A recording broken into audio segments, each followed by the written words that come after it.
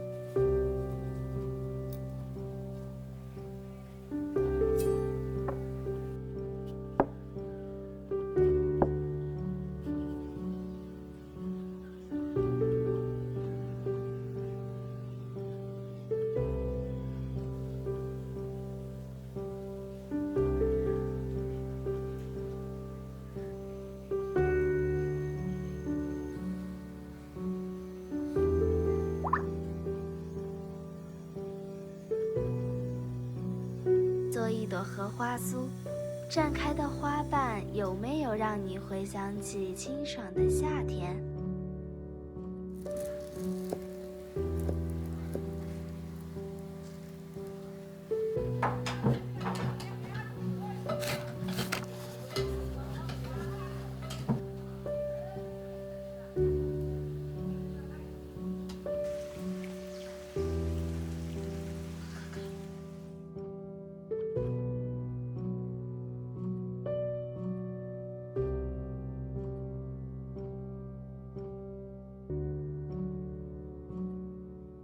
过去的不必惋惜，因为总会有更好的未来。